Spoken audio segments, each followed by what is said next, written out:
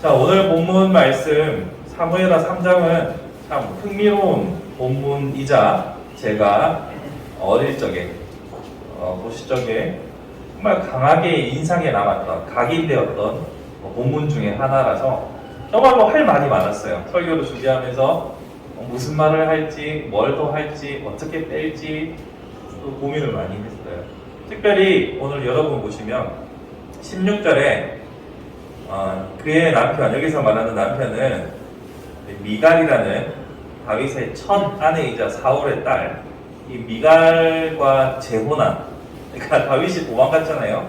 사울에게 목숨을 구하기 위해서 도망가고 이별했던 전처가 재혼한 남자입니다.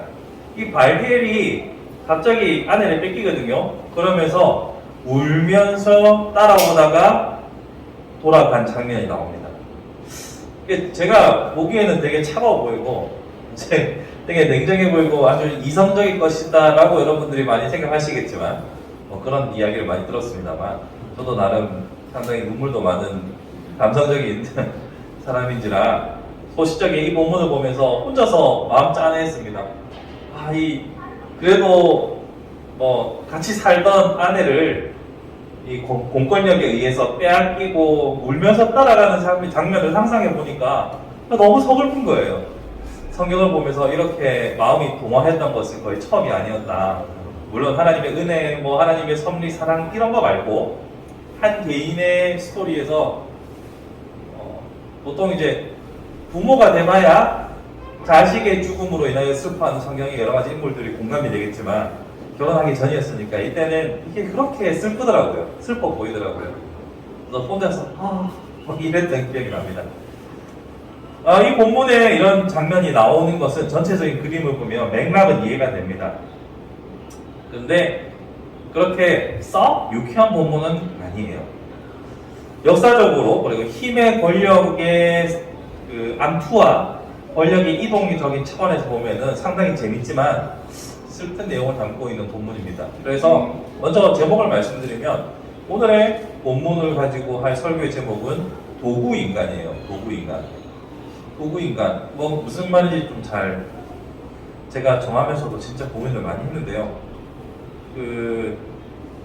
무슨 호모 사피엔스나 이런 거 할 때 도구적 인간 이런 얘기는 들어보셨을 거예요. 도구를 사용하는 인간.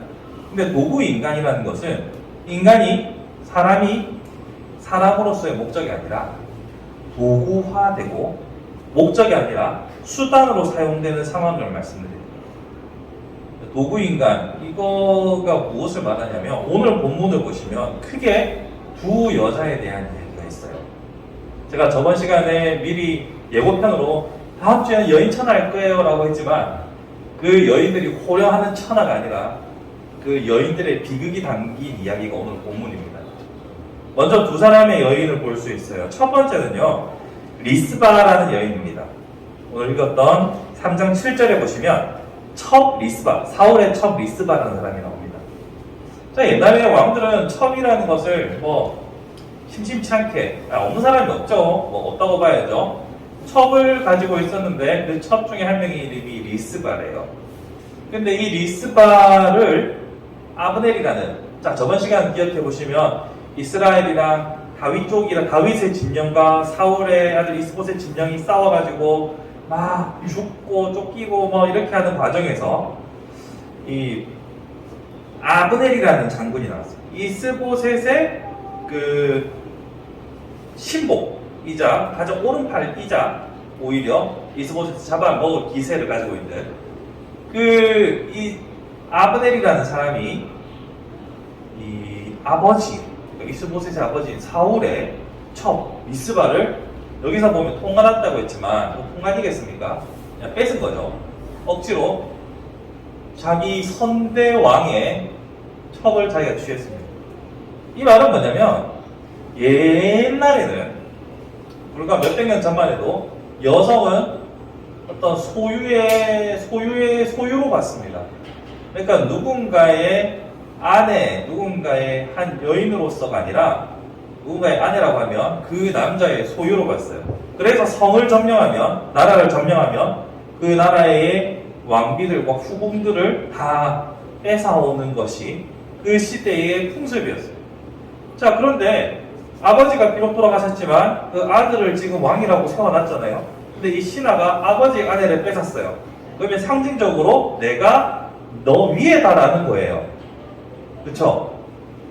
그러니까 이스보셋이 가만히 있을 수 없잖아요. 그래서 이봐, 당신 지금 뭐 하는 거야? 우리 아버지 첩을 네가 왜? 라고 하니까 적반하장도 유분수지. 오히려 이 아브넬이 난리를 칩니다. 그러면서 등을 져요. 그래서 다윗한테 어떻게 보면은 이제 라인을 갈아타는 거죠. 근데 또 다윗이 받아줍니다. 받아주면서 또 다윗은 뭐라고 하냐면, 제가 앞에도 말씀드렸던 것처럼 처음 결혼했던 여자 사울의 딸 미갈이 있습니다. 근데 이제 뭐 사울에게 쫓겨서 죽을 위기가 있으니까 미갈을 버려두고 갔죠. 그 과정에서 미갈이 다윗을 도와서 목숨을 부지한 것도 있습니다. 그랬거나 저랬거나 다윗은 그렇게 미갈과 헤어지고 난 다음에 미갈을 찾았던 적이 없어요. 그런데 갑자기 이 아브넬이 라인을 갈아타려고 하니까 조건을 겁니다.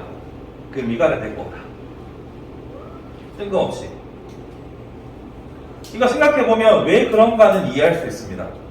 왜냐면 사울은 항상 언제나 주변 사람들에게 자신이 사울의 적통, 그러니까 친아들은 아니지만 내가 이것을 뒤집고 쿠데타적인 성격으로 왕이 되는 것을 원치 않았어요. 왜냐면 자기는 사위기도 했잖아요, 사울에. 그러니 사울은 어찌됐던 사울의 정통성을 어떻게든 가지고 가고 싶었어요. 그래서 미갈이 필요했던 거죠. 그래서 오늘 본문에도 이렇게 나옵니다. 다윗이 미갈을 데리고 오라고 조건을 걸 때 뭐라고 말하냐면 14절을 보시면 이렇게 말합니다. 다윗이 이스보셋에게 말하는데 내 처 미갈을 내게로 돌리라. 내가 전에 블레셋 사람의 포피 100개로 나와 정원한 잔이라 하니. 이건 뭐냐면 사울이 야, 너 내 딸이랑 결혼하려면 저기 블레셋의 사람 100명의 목숨을 가져와라. 100명의 살을 잘라와서 나한테 증명해라. 이렇게 했거든요. 그래서 다윗이 100명 죽여왔어요.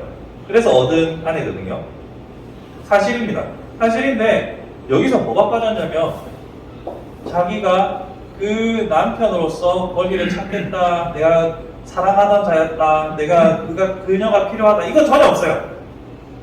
정치적인 공학에 의해서만 미갈을 찾는 거예요.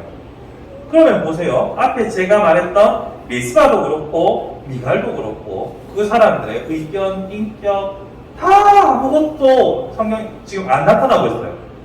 그저 정치적인 힘의 역학관계에서 하나의 말들로만 지금 사용되고 있는 거예요.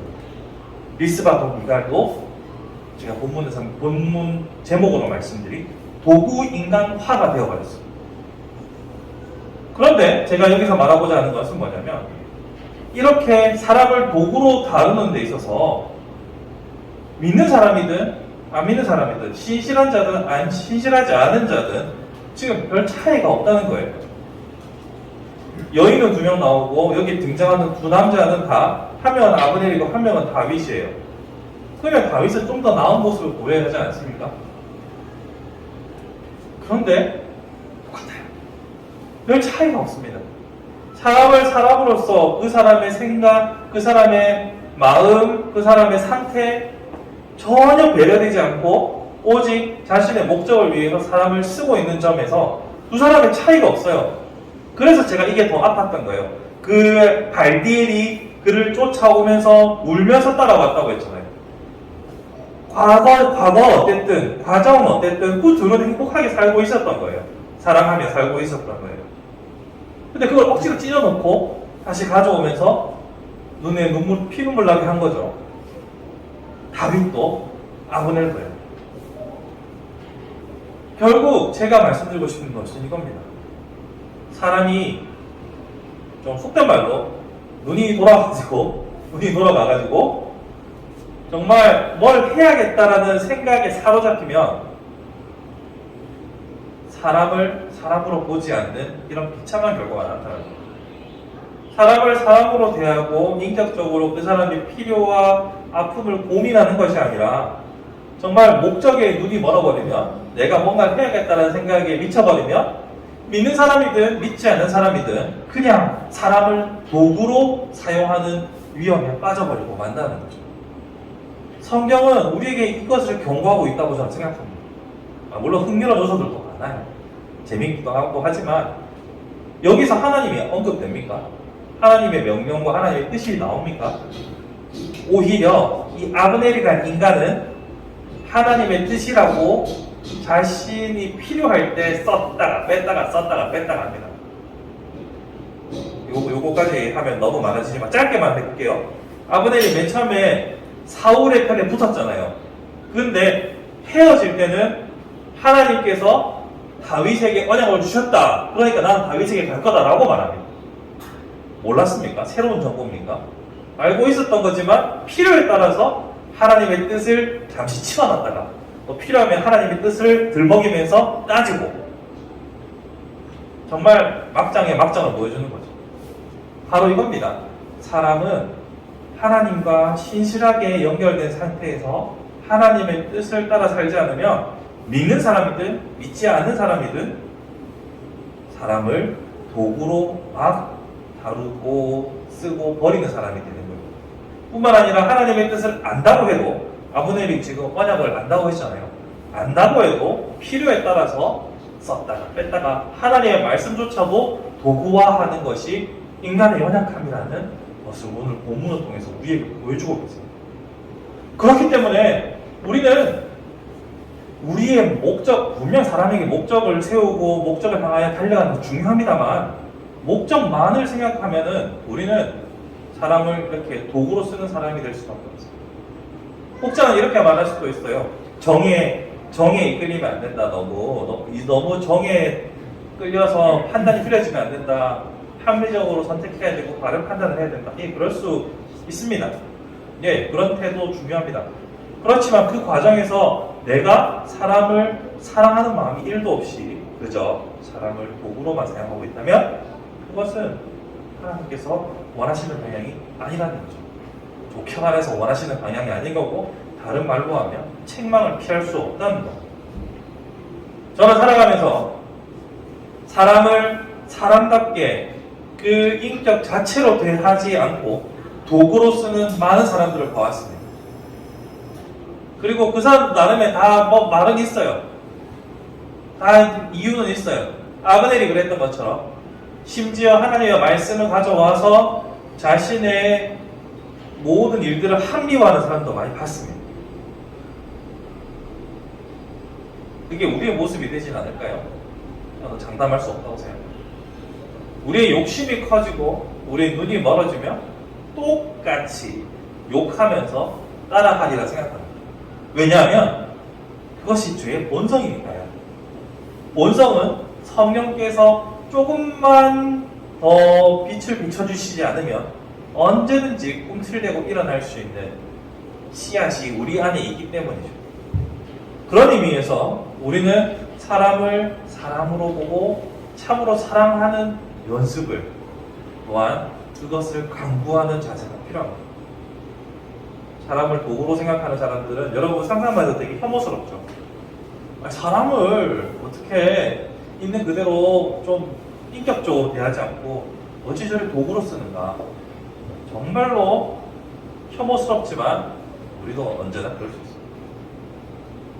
이번 주에도 자신이 하나의 인격으로 대접받지 못하고 정말 아랫사람 도구로 쓰이는 것에 대해서 울부덜토하는 사람 이야기를 들었더랬습니다. 어떡하겠습니까? 참 마음이 아팠어요. 그런 사람들, 그거 피해를 당한 사람, 피해를 준 사람 다 불러가지고 제가 왜 이렇게 말한다고 듣겠습니까? 그렇게 할 수 있는 것도 아니고요. 다만 우리가 사람을 도구가 아니라 그 사람 자체로 사랑하고 살필 수 있는 마음을 날마다 강구하는 것이 필요하다고 생각합니다. 말씀을 정리해 볼게요. 오늘 본문에 나타났던 이 리스바와 미갈, 이 두 여인의 삶은 정말로 슬퍼요. 자신의 생각과 감정 이런 거 자신의 느끼는 모든 것들은 전혀 누구에게도 관심의 대상이 되지 못한 채, 무시당한 채 그저 하나의 장기의 말처럼 사용만 되고 있는 모습을 보았습니다. 그런데 그 배후에 있는 사람들이 혹자는 믿음의 신실한 일꾼이었고 또 한 사람은 간사한 정치인이었습니다. 그 둘의 선택지는 크게 다르지 않았다는 점이 참 마음이 아픕니다. 그러기에 우리도 사람을 사람 그 자체로 사랑할 수 있고 품어줄 수 있는 성숙한 예수 그리스도의 제자가 되기를 꿈꿔봅시다. 하나님께서 우리에게 선한 마음을 주시고 분별할 수 있는 눈을 주신다면 우리는 사람을 사람으로 하나님의 형상으로 지음받은 사람으로 따뜻하게 사랑하며 대할 수 있으리라 생각합니다. 이렇게 사랑할 수 있는 저와 여러분이 되기를 주님의 이름으로 축복합니다.